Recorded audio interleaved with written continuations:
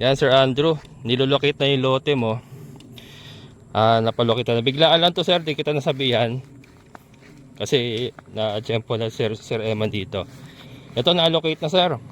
Sir Andrew, ito yung Block 19 mo. Ayan. Ito yung Block 19 mo sir. Ayan. Saka yun. And then yung Block 20 mo. Ayun. Good morning mga kabokals. Ayan, so dito tayo sa tabi ng lote ni Sir Jovel, yung sa ating subscriber. Ito ay 200 square meter mga kabokals. Buhay na yung kanya mga tanglad buhay na. And then yun, may mga Madre de Agua siya. Then ito nga nag-ano na siya, nagbakod. Kaya lang hindi pa kompleto. Ayan. So ayun yung area natin mga kabokals. Ito yung area ni Sir June na pasamantalang pinagagamit sa atin, nasugaan ng kambing. Ayun yung atin, yung may mga nakatayong structures. 400 square meter yung atin, and then 400 square meter din yung kay Sir June na may bakot na yan, na pinagsusugaan natin ng kambing. Ayan. Then ito nga kay Sir Jovel. Ito mga kabokals yan, para sa hindi po nakakaalam, ito po mga nakapaligid sa akin. Halos lahat, siguro po nasa 75%. Lahat po yan subscriber viewer natin. Pangilan-ilan lang po dyan yung mga kumuha na hindi po nanggaling sa akin. Pero nagugulat din po ako doon sa iba. Dala po sila ng ibang agent, pero kilala nila ako. So ibig sabihin, napanood din po nila sa YouTube channel yung ating area. Kaya lang sa ibang agent po sila nakapag-coordinate. Pero okay lang po yun. Pero yun nga, ito kasi mga kabokals, yung mga nagtatanong kung mayroon pa daw bang available dito sa area natin. Konting-konti na lang po. Halos na po, mga gilid na lang talaga. Wala na po sa tabi ko mga kabokals. Lahat po yan ay na nakuha na lahat po ng mga tabi ko. Ayan, so ito nga, meron tayong isang markingan. Yan, kay dito sa isa rin natin subscriber mga kabokals. Ayan yung lote ni Sir Edwin na pinamarkingan ko nga nakaraan. Ito sir, ngayon ko pala malalagyan ng tali, pero ito minarkingan na nila Sir Eman to, or nilocate na nila Sir Eman. Kaya lang hindi ko pa natalian, so ngayon ko pa lang tatalian. Yan to, magtatali tayo mga kaboss. Ano to, 200 square meter boundary boss. Ayan, yan kabila boundary na iba na yan, hindi na po kasama yan sa mga ibinebentang lote. Meron po talaga may-ari niyan. So ayun ito katabi niya si Sir Jovel. Ang pagitan nila ay kalsada ni Sir Edwin. Ayan. If I can still remember. Saan ba yun? Ayun, ito yung gitnaan nila. Ayan, talian ko mga kabokals para makita nyo yung 400 square meter. Sir Edwin ba? Sorry sir nalilito ako sa pangalan Not sure kung Sir Edwin. Amaya titignan ko na sa messenger ko Yan, pero yun, ito 400 square meter, 200 square meter. Isa pong subscriber din natin na nagpa-locate at na-locate na ni Sir Eman ito. Ito. Yan. Yan, shoutout kay Ate Ninfa. Ate Ninfa. Yan, wingi ako ng tali. Pinadala sa akin ni Ate Ninfa to yung pang dun pang tali doon sa lote nila nakaraan. Yan. Ito po.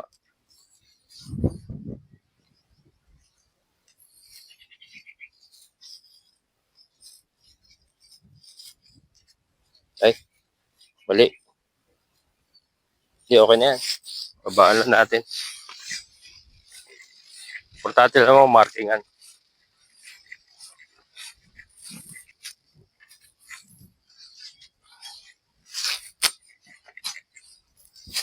Yan.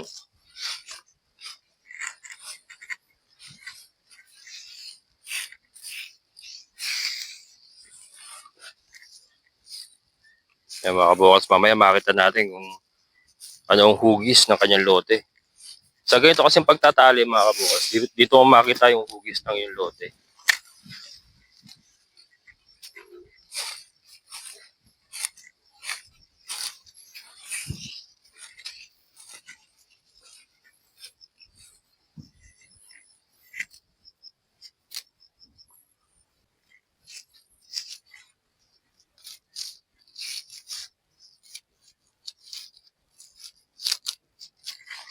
Ito yung isang muhon niya.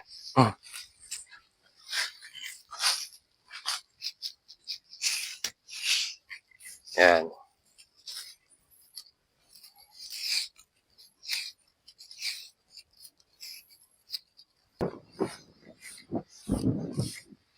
Then yung kabilang side niya. Haba rin pala oh. Malaki rin para mga kabukas. Kaya lang pahaba. Paano siya? Oo, pahaba. Kasi hindi na ito talikuran eh. Ito na kasi yung mga end-lot eh. Wala nang talikuran dito mga kabukas. Kaya pahaba na lang talaga.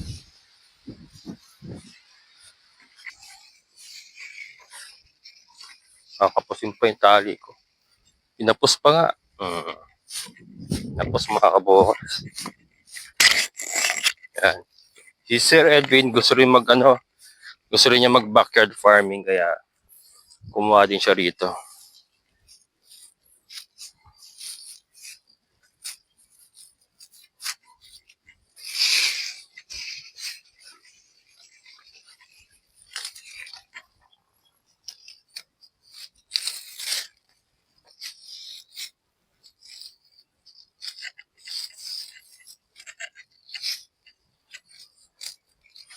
Yan. Na mga kabukals.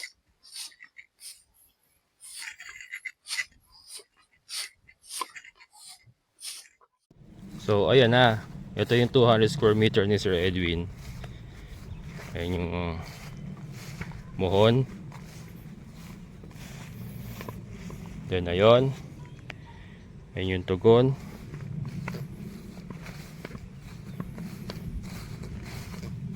Yan sir. Ito na, nakatalian ko na.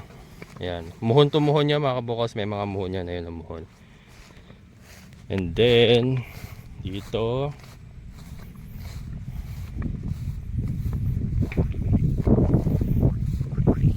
Ayan o. Ito yung gitnaan niyang muhon. Kasi dalawang lote nga. And then ayun yung isa. And then andun. Takbo ron.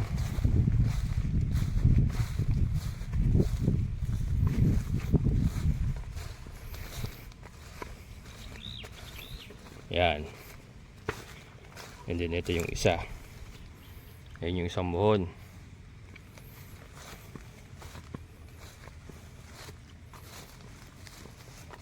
And then ayun yung gitna. Hindi ko na tinalian kasi masukal. Pero at least nilagyan ko ng palatandaan. Ito may dilaw na tali. So alam na ni Sir Edwin yan pag ano. Ayan yung kanyang gitna ang muhon. Yan na yun. So ayan mga kabukal. So pahaba. Parang ano, lote ni Sir Jofel, ganun din, pahaba.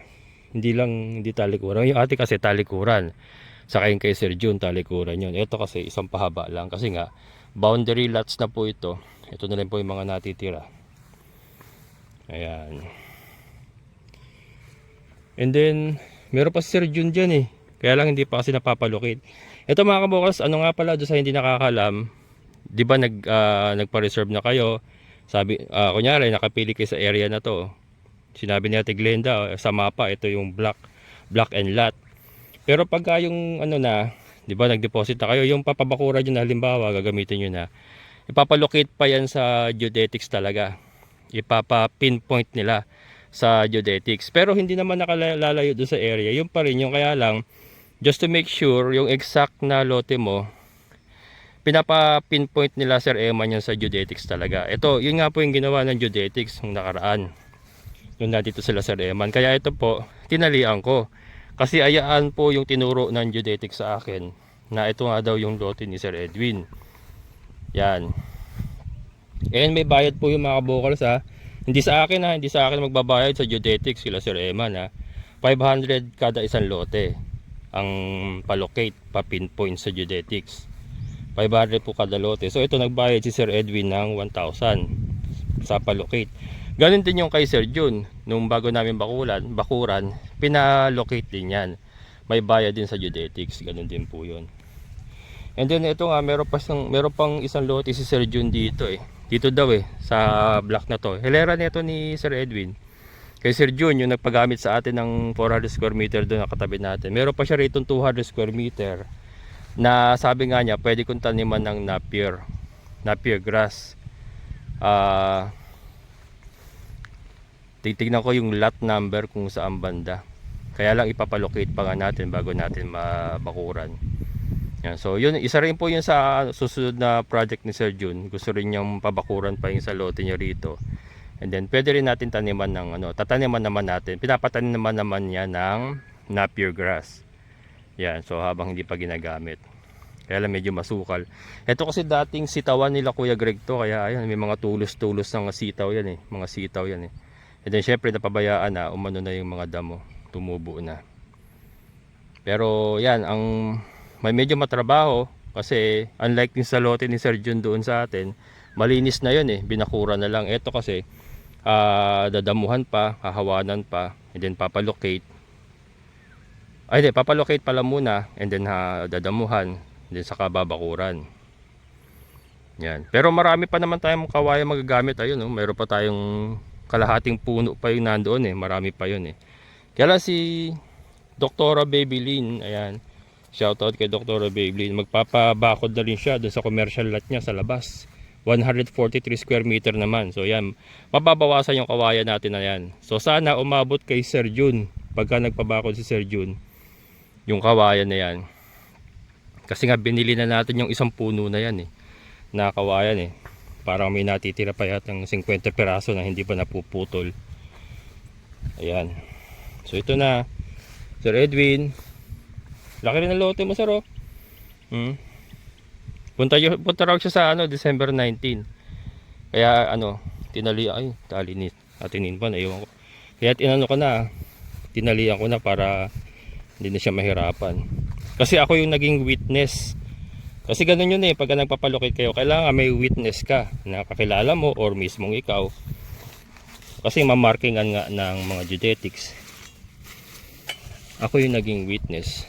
Siyempre, tayo rito, dito tayo. And then mga subscriber natin yun, syempre tutulungan natin. Ayan. And then ito mga kabokals, yun, nakita nyo ba yung kabilang area na yan, yung mataas na part na yan, another 8 hectares po yan. Pag umakyat tayo doon, ko yung mga dati na sa akin napanood nyo, yung kumuha kami ng kawayan nila Emon, yung itinuro ko kayo sa mga palayan na patag, yan po yun, another 8 hectares po. Yan po ay phase 2. Phase 2 po ng property na to. Isa lang po may-ari, isa lang po opisina nag-handle.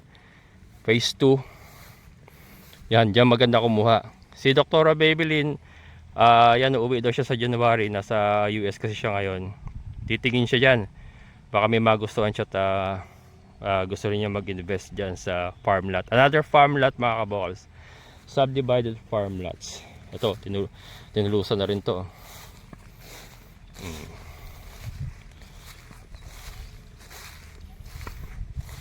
Kaya lang syempre nasa daan siya. The only way to secure pagka nasa daan ka is pabakuran mo. Kaya lang gagawa ng daan si Sir Eman. Hindi pa pwedeng hindi magawa ng daan niya kasi marami pong nagtatanim dyan sa kabila niya eh.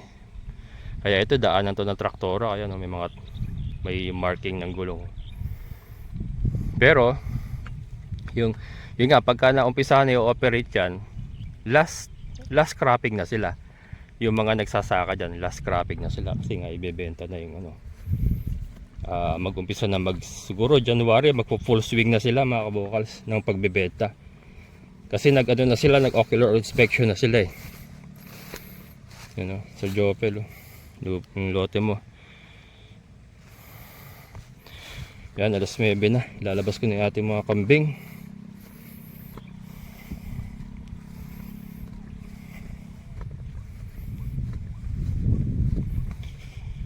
Ayan.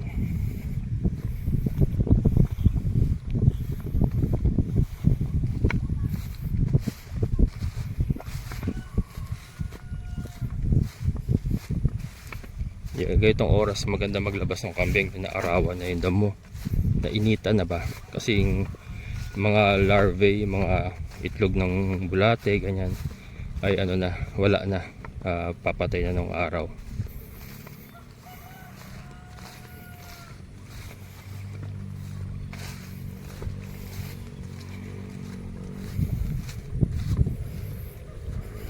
Ito tinatahak natin na to kalsada, ito mga kabokals. Ito yung talagang proposed road na nasa mapa. Yan, ito na tayo. Yan, ito nga po yung lote nila Ma'am Ana sa kanila Sir Gino. Yan, 900 square meter naman po yan. Isa rin po sa ating subscriber na pinabakuran din po. Ayan. Yan, so tayo rin po ang nag-assist sa pagpapabakod nito mga kabokals.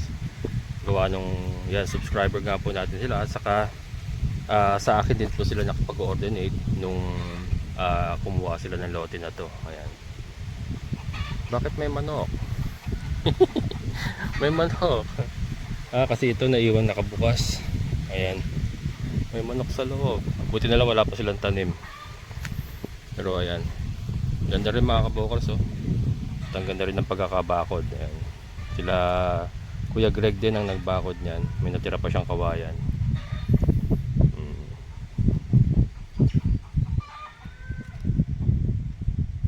Pasok yung mangga malaki. Ayan. Century tree, mango. Yan. Yan, ayun yung area natin. Ilan tayo. Ayan. Kaya nga, ito nga po yung sasabi ko, yung halos lahat po na nakapaligid sa atin ay mga viewer, subscriber ko po. Ito pong nasa pagitnaan namin kay Ate Gingging naman po yan. Ano po yan? 1,300 square meter na may isang diretsuhan yan. Yan. Kaya malakas ang loob kong itawid yung kawad ng kuryente ko. Ayan, kasi ano yan, mga kakilala rin po natin yan. Ayan. Ayan mga kabokals. So again, maraming salamat po sa lahat ng mga subscriber ko na nag-avail po ng hulugan lupa dito sa Barangay Tukal, San Rafael, Bulacan, na nakipag-coordinate po sa akin. Yan, gusto ko lang po linawin mga kabokals na dito po ay maraming ahente na nagpupunta dito sa atin. Pero gusto ko lang po linawin, hindi ko po sila personal na kilala. Ayan. So, in the event na makipag-coordinate po kayo, kayong mga subscriber ko, viewer ko, halimbawa makipag-coordinate kayo sa ibang mga ahente na hindi ko kilala at hindi ko alam, nagkaroon po kayo ng problema, ay wala po akong pananagutan dyan. Yan, hindi po ako po pwede makialam. Kaya po lagi ko po sinasabi, kung gusto niyo po mag-avail dito, kung nanonood na mo po kayo sa akin, ay mag-message po kayo sa aking messenger. Kabokals Farmer FB page, sa akin po kayo makipag-coordinate para kung sakasakali magkaroon kayo ng problema, ay matutulungan ko rin kayo. So yan, uulitin ko po, kung kayo po ay nakipag-usap sa ibang ahente, hindi ko po alam, ay wala pong pananagutan si Kabokals dyan. So, nag-aalala po kasi ako, kasi ang dami pong mga subscriber ko na viewer ko na naisasama po ng mga ibang ahente na hindi ko alam, at yung ibang ahente po ay hindi ko kilala. So yun, baka pag nagkaroon ng problema, tayo po ang masisi. Kaya ngayon po nililinaw ko mga kabokals, mag-direkta lang po kayo mensahe sa akin sa Kabokals Farmer FB page, yan po ang aking messenger, kung gusto niyo pong mag-avail ng hulugan lupa dito sa ating area. Ngayon, kung iba po ang kausap nyo, may kinausap ko yung ibang ahente, hindi kayo nagdaan sa akin, wala pong pananagutan si Kabokals dyan. Hindi ko po alam yan, Kaya yan, Kabokals Farmer FB page, yan po aking messenger. Message lang po kayo. And siyempre, meron po tayong agent talaga, si Ate Glenn, nakilala nyo naman yung kung kayo po ay nakasubaybay sa akin. Siya lang po ang aking head agent. Pero again, kung in the event na dumirekta kayo sa kanya, minsan hindi rin niya alam na subscriber ko pala kayo, nagkaroon ng problema, hindi ko alam yung transaction nyo, wala rin po akong magagawa ng mga kabokal. So, para safe po, para align po tayo lahat, kung kayo naman po ay viewer ko, subscriber ko, na gusto po mag-avail dito, magdaan po kayo sa akin. Kung ayaw niyo naman po magdaan sa akin, feel free to coordinate with other agents. Pero ang sinasabi ko po, basta't hindi ko po alam yung transaction nyo, hindi kayo nagdaan sa akin, ay wala po akong pananagutan dyan. Sana po ay wag niyo po akong sisihin kung magkaroon po kayo ng problema. Ayan, so maraming salamat. Sana po ay naintindihan niyo yung aking mga sinabi. Yan, Kabokals Farmer, Facebook page, siya po ang aking messenger. Ayan, so hanggang dito na lang. And shoutout sa aking pamangkin na si Micaela Basangkay. Have a safe trip. Yan, papuntang Dubai. And syempre sa ating mga solid kabokals, mga silent viewers ko po, shoutout po sa inyo lahat. And sa ating kaibigan po na si Sir Boyet. Sir, maraming salamat. Hanggang dito na lang. Muli, ito ang inyong kabokals farmer. Nagsasabing sabay-sabay tayong mangarap, magsikap, at higit sa lahat ay kumilos at siguradong ulad ang ating amazing na buhay. Bye-bye!